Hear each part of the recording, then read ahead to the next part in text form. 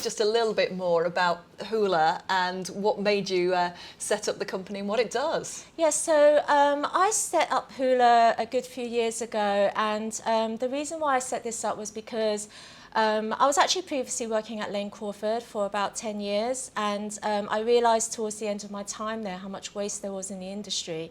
Not only from the retail side, where products would be over-ordered and would have a lot of products at the end of sale, but also amongst my friends and colleagues who were constantly asking me, where do you get rid of items you no longer wanted? And they were constantly buying new items. And so I kind of thought, well, hang on a minute, there's a gap in the market. And coming from London, I was shopping second-hand products a lot, and I kind of realized, well, hang on a minute, there isn't really this type of market here. And that's how it really started.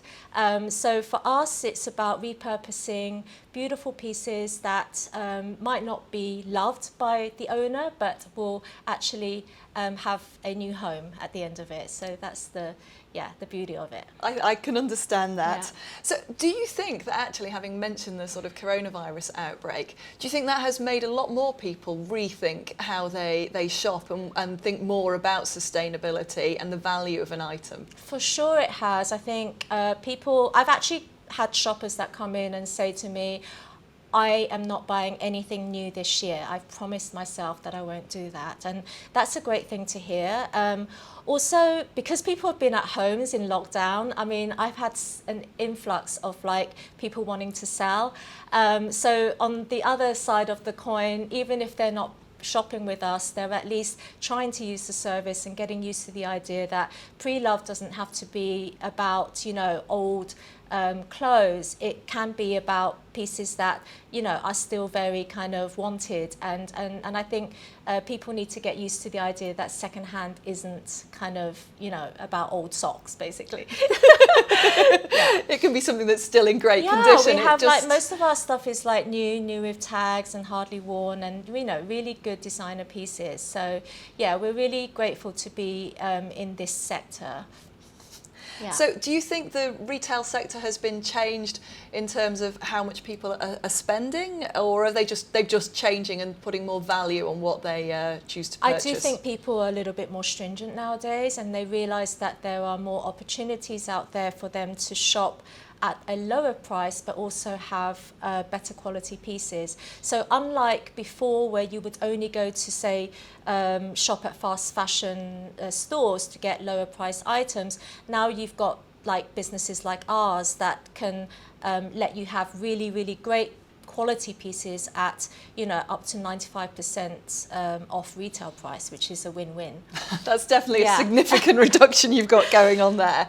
So it seems like you're doing well. What do you think would be the next thing that you will try as a company? Well, as a small business, I think one of our challenges is trying to be kind of more technology driven, which is, one of our goals. And it's, everything from the website to helping us manage our inventory better, to AI and, all of these things. So that's one of the kind of goals for this year, as well as really trying to get to re-educate people about buying second-hand, because I think that has been one of the biggest challenges for me starting this up in Hong Kong.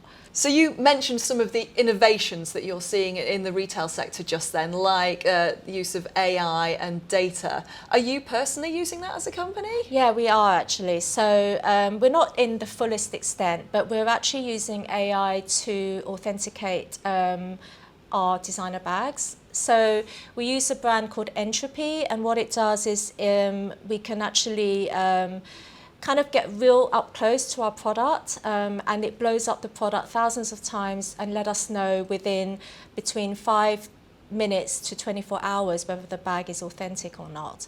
It's an amazing tool, and for a small business like ours, it really does give us trust, our customers trust in purchasing from us. And to be so close to China and to have set up a business like this in Asia, it really does break down the barriers for us to be able to make this business successful. But apart from that, I'm excited that blockchain will one day become, a little bit more mainstream in essence, and that way we can really kind of try and make sure that all of our items have some kind of trail. So we're looking forward to this future for us, yeah. Sounds like traceability is a big deal. Totally, and that trust. Now, something that we've seen an awful lot, of course, because people haven't been able to go out, is e-commerce taking over. And obviously you have websites that, you know, people can look at your goods on.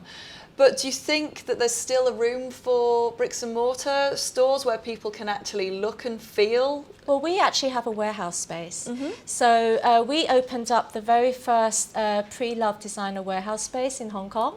It's in Wong Chuk Han, and I think it's given shoppers a really, really new way of shopping in Hong Kong. It means that people can feel and touch the product, and for second-hand, it's actually, you know, people really like to do that because you want to see the quality, you want to see that, you know, that it feels authentic, and you really want to have a good rummage, and I think that's the main thing. So we're happy that we can do an offline and online experience, and we'll always continue to do that no matter how big we grow. And it sounds like there that you're working hard on innovation, that's quite a different thing that no one has offered before. And we've been talking a lot here about innovation and Hong Kong and the Greater Bay Area as a hub for that. Do you see the region as that yourself? I think it will become that. I think Hong Kong has been quite slow to adapt, but I think now that the Greater Bay is opening up, I think this is actually, we're going to learn from that, and I think there's a lot of opportunities for businesses like ours to be able to sell there, and we're excited about that. Yeah. Cool. Now, do you think on the other side there are any challenges that you're kind of wary of, that you're planning ahead to cope with? Well, like I said, I think the main challenges for our type of business is re-educating people about the benefits of buying pre-loved, and also the authentication part. And I think both of these areas do seem to be kind of getting better, and we just need to stick at it.